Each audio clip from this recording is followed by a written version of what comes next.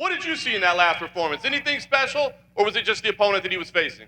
Yeah, look, he looked great. He really did. As I said, he's got a lot of threats, and he looked great against Josh Emmett, but I'm not Josh Emmett. You know, I'm the champion of this division, and I'm going to show that Saturday night. To be. Oh, it's definitely unpredictable. You're never going to get a Yair Rodriguez. You're never going to get someone that can emulate him perfectly. But you can get some of the best guys at ranges that do very similar things and just mix them training partners up and give you them looks. And again, training camp was perfect. I bring the right guys in for it, and very thankful for that. And I get to really show everyone the work we put in and what we're made of. Bro, the guy is good. He's one of the greatest of all time. And I'm really happy to be facing this guy right here in front of me. It's a fucking honor, to be honest, bro.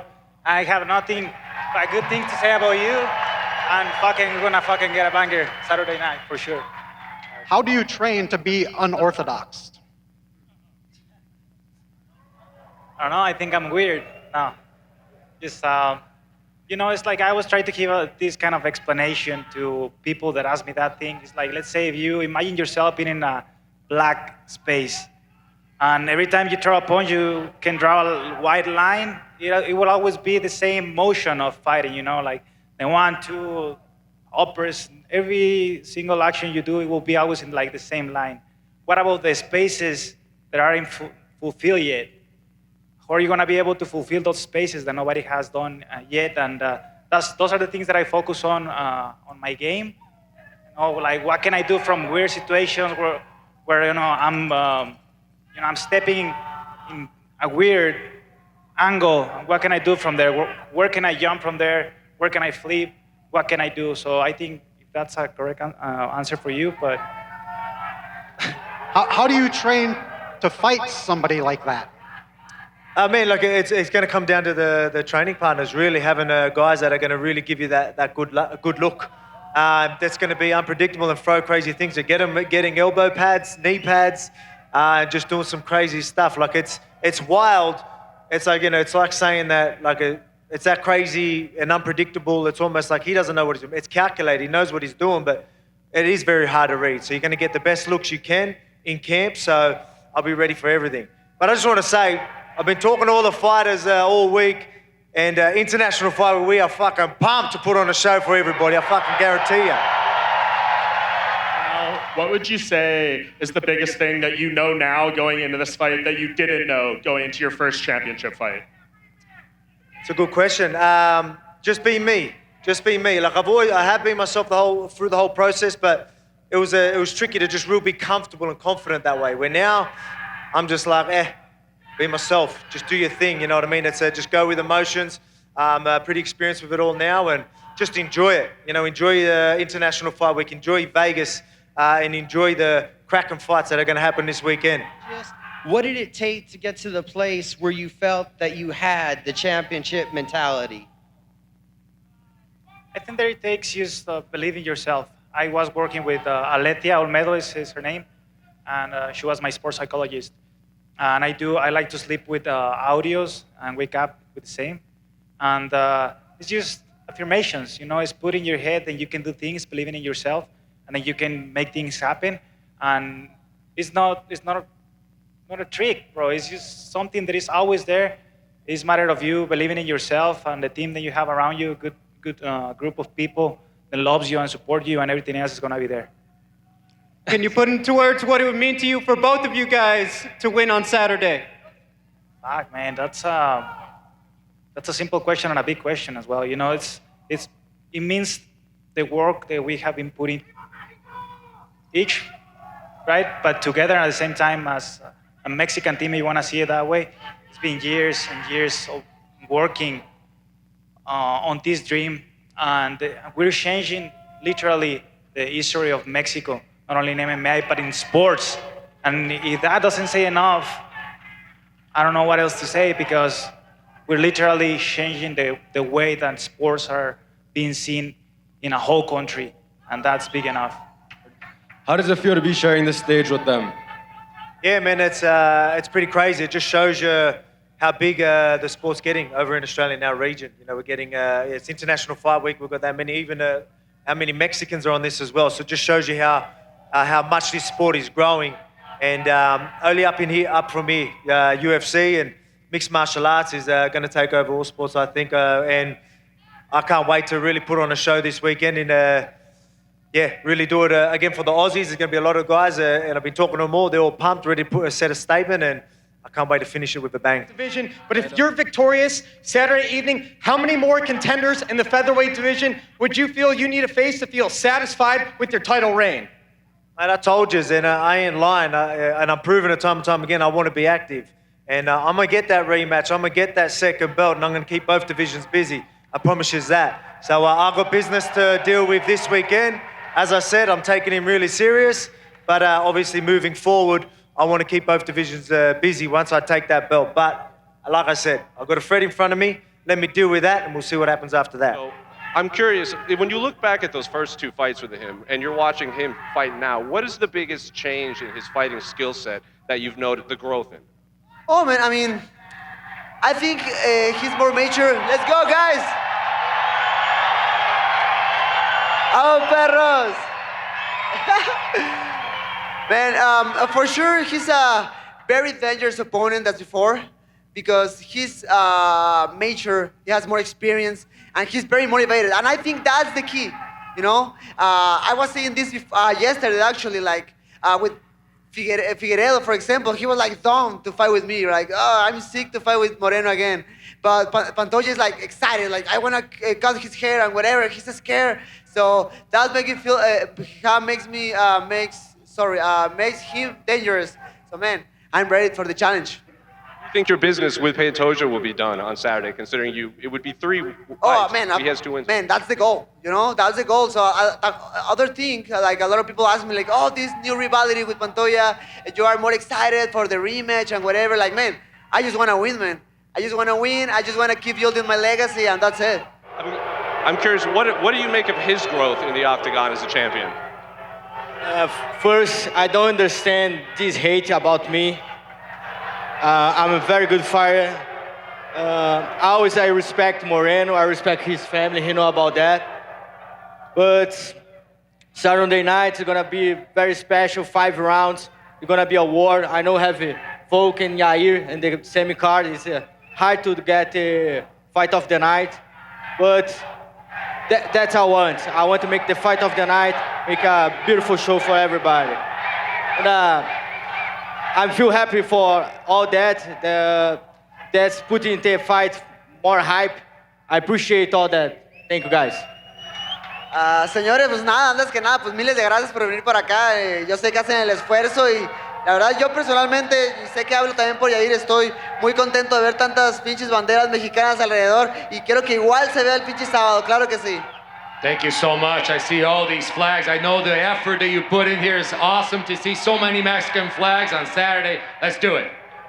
For me, man, I mean, I think this is a huge statement for the Mexican mixed martial arts. I'm just happy for my country. I'm happy for Latin America in general because I think, and actually, UFC start to know, I mean, we are good in combat sports, and I said this before, like, we have so many Mexican champions in boxing, like gold medals in Olympics, in Taekwondo, for example. Man, we are good throwing punches, just we need the support, we need the opportunities, and obviously, by our side, we just need the discipline and the sacrifices, but man, we are ready for the biggest stage in the mixed martial arts. Buddy, how do you put those 2 fights mentally, put those 2 fights in the rearview mirror and go out and compete and show out tomorrow night? Yes, man, 100%. I know, and I know I can like erase that of my record, of my past. You know, I lost against him twice in the past, and it is what it is. You know, you need to pass the page. You need to get all the knowledge, the experience, and just go forward. I think we had different ways, you know, thanks God, life, destiny, whatever you want to say. I got the title, and now he's the challenger, and he's motivated. And obviously, this competitive part of myself want the rematch, right? Want to beat the guy who beat me in the past. But, you know, the most important thing for me is just my legacy, man. Right now, I mean, Mexico. I just want to hear Viva Mexico this Saturday. Do you think this is going to be a different fight from the last 2 fights? Of course, gonna be a different fight. I'm prepared for the best Moreno ever. All Mexicans go to my Instagram and say he's a prime Moreno. That's the guy I want to meet in the cage, you know, in the octagon. But the result is gonna make the same. I'm gonna win that, take the belt, and go to Brazil some vacations. I always get a lot of motivation from my people, you know, for my family, my wife, my daughters, and my close circle, my loved ones. And, at the end, this dream is bigger than me right now. I started just for me, to be selfish. I just want to throw punches with somebody and that's it, and show to the world I'm the best. But now, with the pass of the time, man, this dream is bigger than me, and I need to keep pushing forward for my family, for my people, for Mexico, and for a lot of people around me. How dangerous can motivation be? How much better can it make your opponent be if they're more motivated than ever to defeat you? Mate, a man who has nothing to lose, who's been counted out, who's the underdog, would have to be one of the more dangerous things you can encounter. And I understand the threat and the gravity he's bringing, and I'm treating it with the respect it deserves. Those comments. Yeah, absolutely. Fighting a guy like Robert Whittaker is...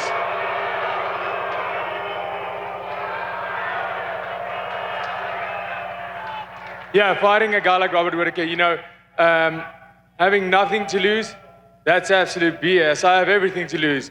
I have a goal to be the champion of the world, and Robert Whittaker is the next step in that ladder.